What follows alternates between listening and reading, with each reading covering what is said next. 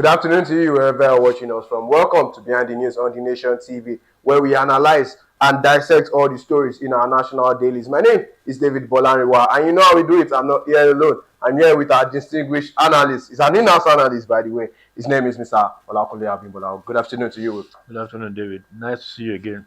It's Long while. it's been a while. Yeah. It's good to be here. And in case you don't know, or in case you are not feeling it, the electioneering period is active at the moment, and we are in it. And yesterday, the APC at Abuja picked up their forms right from the presidency, even to the House of Representatives. And we have here the Nation newspaper, where the headline stories is saying Tinubu picks nomination form to open re-election bid. On the riders, we have storm over Mark-led ADC NWC's ultimatum to Supreme Court. Heading to the Punch newspaper, we have 2027 election. Tinubu, APC bigwigs, picks forms, GAC backs Amzat. On the riders, we have xenophobic protests escalate in South Africa. Look House targets school children. Heading to our final paper for today, the New Telegraph, where the headline story here says leadership crisis. ADC writes Chief Justice of Nigeria seeks expedited judgment on Supreme Court appeal. Let's take it first from our own paper here, the Nation newspaper, where it says Tinubu picks up nomination form to open re-election bid. And taking it from the lead here, he said on the first day of sales, President Bola Ahmed Tinubu yesterday picked up his expression of interest and nomination forms for the All Progressive Congress ticket. And we are in it already, Mr. Abimbola. It is kicking. It has kick-started, and yesterday forms were being bought right there in Abuja. First off, just a little background on this. Just tell us something about, President Bola Ahmed Tinubu picking this ticket, and also what it means for other interested candidates. Well, it's not out of the ordinary if you are going to context. The rule says you pick a form, expression of interest, and the reform itself, and you feel the vet, they see if you are qualified and all that, and you are issuing for the election. But the interesting thing here is not, it's less that the president has picked his form. That's routine. You know, is that another person, one Stanley, something Stanley, the guy from Edo, has picked another form too. The APC had let us know that perhaps the president was their only candidate. That it was going to be the unanimous consensual candidate. Apparently, some guys are saying over their dead body. So they are throwing their hand to the well, we see how it pans out. So it's going to be, it promises to be a very interesting time. As it is, people are talking consensus. Yes. People are talking, okay, if you don't agree, we go to the primary. That's what the party said. Consensus is the primary option. But if the contestants don't appear to be in any unanimity, well, you go to the few direct primaries, no delegates. Yes. You go to the wards and all that, they mount the direct primary, people will vote, whoever wins, so we see how it pans out. All right, so just like you mentioned, even at the presidency, there are people who are also trying to shoot out their heads. But yeah, let's come to Lagos, where we have the GAC, another big wigs as far as the Lagos State APC is concerned, backing the current deputy governor, Mr. Olufemi Hamzat, for the governorship position in the coming election. But right now, we are not just seeing Hamzat. Yes, the GAC has backed him, but then let's say shockingly, yesterday we saw a post from a one-time contender also for this same position, Mr. popularly called Jando, also affirming his interest, for the Lagos State governorship position. Is this something you've saw coming, or is this something you would like to talk about? Well, in politics, you see, you never see everything coming, and you expect everything, the normal, the bizarre, and the outrageous. So I'm not surprised. But if the GAC are backing Hamzat, who by the way appears to me to be a really, how do I put it, seasoned candidate, Mm. seasoned player, because from the Tinubu government from 1999, what I'm not sure was if he was there from the first day. I'm not sure he was there for the first day. There's somewhere along the line was commissioner for science and technology. By the way, he went to UI for his first and second degrees in agricultural engineering, and he went to the university in the UK for system PhD in systems engineering and all that. So he's a well-drilled technocrat. Mm-hmm. And when you talk of political bureaucracy in Lagos State, Mm. he sort of epitomizes people. Like, he's not just a career politician; he's a seasoned professional It's been in who the has game for a while. proven his mettle in Mm. governance along the line. So you could say it's a proper fit. However, it's a democracy. Mm. The GAC said it will be their own preference. Well, if the other people agree, well, it will just be a shoe for the governorship. Mm. But you see, there are many big players too. For one, there is the former governor Ambode, Yes. who was hoping to do a non-consecutive second term Mm-hmm. after his term was Yes. truncated by the two terms of the incumbent Governor. Governor Sanwo-Olu. That one was that one. Well, I won't say was, that one is there because nobody have told her he has to go. Then the John Jandon, Doe. Mm-hmm. that Jandon gives the impression that it's a butterfly that prides itself as a bird. Mm. Because he went, there's a lot of you and cry about him the last election. He said he had raptured everywhere in Lagos State. There was Lagos for Lagosians. Then he had all the soon of the rural areas in Lagos State. He was just waiting to be crowned on election day. But then on the election day it was a far set. Mm. So that showed that he retracted his steps. Mm. He went back to the APC. I think the president gave him audience and all that. But he's threatening to contest again. Mm-hmm. Whether with this latest turn of event is going to carry out his threat, we don't know. Mm. We'll wait and see. But it's not the only one. There are other people Mm. who are not so noisy, but they are there. But the thing is, if the contestants say, okay, despite the GAC endorsement, they are still going to put their hand to the ring, the party has no choice but to allow To them. enlist them. Then, in my opinion, I think it will be because the party organization really to the GAC and the people who have backed him, the who and you who have backed him, Mm. and it's very formidable. I don't think there's really. But again, I'm not a politician. Maybe I'm not seeing what the politicians are Mm. seeing. I'm only a journalist. What do I know? We'll see how it comes on. All right, we'll see how it comes on, is what Mr. Abimbola is saying. So, I mean, get your PVCs ready, and I'll be ready for 2027.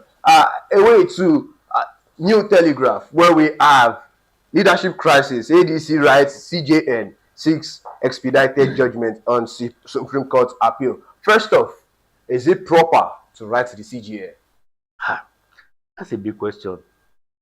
Because, well, if you look at the tone of the letter, you saw difference, respect, politeness, please.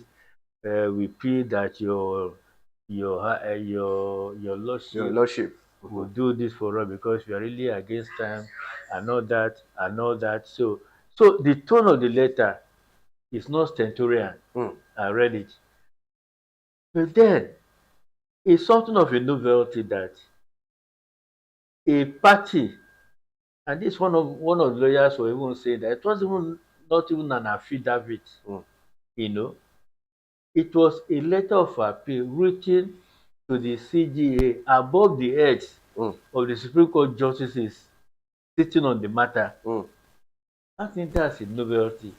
Well, respected names in the legal profession like Professor Sage. Mm-hmm. Isi Sage is a respected, a man of utmost integrity and a radical to his causes when he believes in it. That is, there's nothing wrong with it that it is within their right to do. and I think another son supported him. But then there are other sons who said, Wahab Shitu, for instance, he said it's not done that it's like writing over the edge. Or just look, let me see how I think it works. In a university, you have a department, Mm-hmm. Yeah, literally. you have the head of department Mm-hmm. who Yeah. coordinates, who is Mm-hmm. the administrative head, who services Yes. everybody. Mm-hmm. But it doesn't mean that when it's a matter of core academics that you are grading scripts, which is what the Yeah, the Supreme Court. a judgment a Yeah. verdict Mm-hmm. is like. You are grading, you are looking at merits and the merit you Yes. are grading. I'm not sure the head of the department will has the power to go and interfere in how The each lecturer, each individual lecturer. lecturer talk less of individual department, Mm. you know.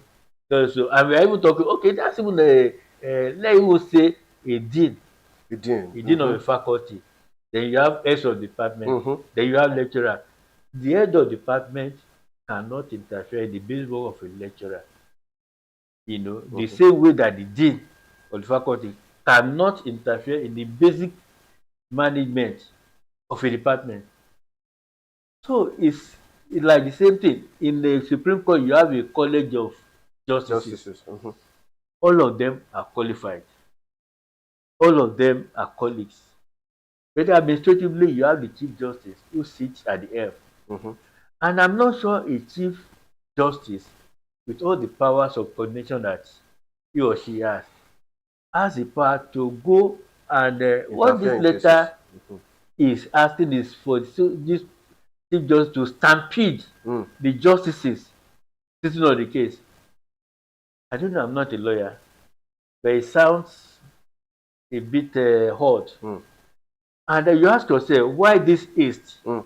If people have done the right thing ab initio, would you be pandering to pity? Because the letter itself was Just saying pitiful that begging and mm-hmm. begging, and not only begging, trying to weaponize pity. Yes. You could beg innocently, innocuously, Mm-hmm. you know, honestly. But this one was trying to weaponize. The language was respectful and all that, but it was throwing fear Mm. that if you don't move fast, you don't have the time to do this and all that. If you don't have the time, you didn't plan your time The well. calendar Is well. that the business of the court? Mm. And that is where the danger we are. Like I said, I'm not a lawyer, I'm a journalist. What the hell do I know? But the thing is, it looks one kind. And looking back, you ask yourself, okay, if you have done the right thing, you plan your this thing, would you trap yourself in this thing and try to also the court to do what they are taking their time to do? Because you listen to facts, presentation in court, you do your research, you are claiming facts, the lawyers are saying this, they are citing their authority, this one is citing his authority, all of them are saying that I'm right, I'm not wrong, nobody is Mm-hmm. wrong. The judge will take his time, look at this, what they were cited, look at the link, and see which is logical and which is just a research. Can you rush that process? Nah, it's impossible. And if you rush the process and there's a mistake on the line and there's a sort of a subversion of justice, who takes responsibility? So that's where the danger is. Like I said, the lawyers should tell you what they want to tell you, and let everybody has an opinion and all that. And when something like this happen, people hide behind the opinion, you know, to say to front load the authority they have on the thing. I really don't know, but to me, as a simple analysis, I think there is something odd. And if you start making doubts about that, there is a bit of danger, and we will see how the thing pans out. So, away from that now, the ADC seem to be in total disarray at the moment. They have a number of factions in between. The Marklet, the this or that, the people who were once the real owners of the ADC are saying the people who came inside are trying to sabotage their organizational structures. We have the Peter Obi, who is just somewhere, probably one leg in, one leg out. We have the Kwankwaso, and a number of them doing one or twos in this ADC. Do you see them as a very probably an enlisted contender even for whatever? I mean, they are gunning for the presidency. So. And why there's always a risk, and the risk itself was brought on themselves by themselves. Mm. Look at the genesis of the case. The Aborigines, I call them the Aborigines. They went, that's the Bala guy, Yeah. Bala Gombe, and Mm-hmm. the Leke Abegule, that's his name. The Kogi guy, the only House of Representative member. Leke, is it Abegunde or so? Abegunde. Yeah. Abegunde, okay. Now, they went to court and they said that they wanted the court to give an injunction to restrain the Mark person which are taking over the party. Mm-hmm. The court said no. Go and allow them to come to the court to say why I should not put that injunction. The Mark people, instead of them to say why, they felt it was infra for them because that was the conduct that we are the owners of the party now. This riffraff, we don't have nothing. So they went, they didn't even reply the courts. They didn't respond to the straight away they went on appeal to the Court of Appeal that this guy have no cause that to even challenge them and all. When they go to the Court of Appeal, meanwhile the court had not made any judgment, Mm-hmm. no injunction, nothing. So they went to the appeal court to challenge the thing. When they go to the appeal court, there's nothing to rule over here. The court has not made any judgment. You go back, Mm. go and sort the thing out in the lower court. It was then that the panic set in. When they said that, the other guys, okay, since both of you are fighting, then it was even two factions. Now there's a third faction Yes. that just obtained, an injunction that they should not even recognize the convention that they did in Abuja. Yeah. Mm-hmm. The faction of the state chairman, those ones have taken the definitive court order that the INEC should not recognize whatever officials produced at the Abuja so-called convention, Mm. which was even the fear of the INEC man that if you continue like this, they might just void whatever you have come around with. Mm. So it's a mess. It's a self-inflicted mess with a little bit of humility, and absence of arrogance. They could have piloted the thing in a different way. Mm. But as it is now, they are fighting so many battles at the same time. I don't know how it's going to pan out. I wouldn't say they're out of it. I wouldn't say they're in. But we'll see. But it's looking very chaotic and very, very unpromising. But you never know. In politics, Anything miracles do happen. Mm. Well, let's leave politics now. Let's enter the judicial system. Everything that happened in the political world definitely has a thing to do in the judicial system. But yeah, they've been collecting all of these court injunctions and all. But do you see the judicial structure as regards answering these claims or these disputes? There will certainly one way or the other. If there are two cases, there are two ways. It's either the ADC have been all right, the Mark ADC have been right. So they are the right claimants of the party, or no, you are not. Go back and follow the due process. My fear is I don't know. But the case It looks dicey. very dicey. The foundation is very shaky. And look at their strategy. Number one, they are threatening everybody. They are threatening INEC. They are threatening they are accusing the APC to be the yes. cause of the other thing. Mm-hmm. They are The way they said it says yes. APC sowing seeds of instability in Nigeria. Exactly. They are giving Professor Josh Amaputon a bad name to hang him, savaging his reputation. Now they've written to the CGN to stampede the judges. That to me is a combination of panic. And when you are panicking, you are not thinking straight. When you are not thinking straight, you have done something mortally wrong. You are trying to run away from. Well, maybe I'm seeing the wrong signal.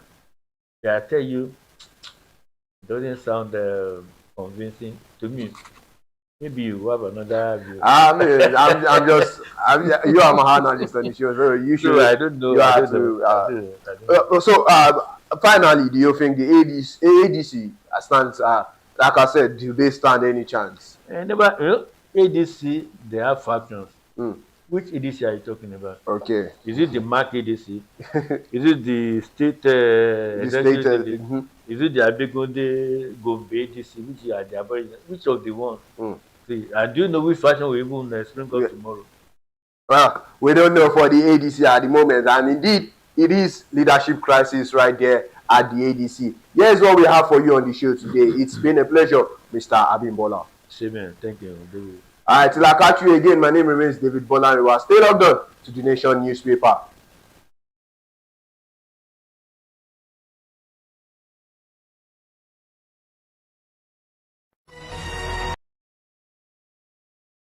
Okay. Share booster.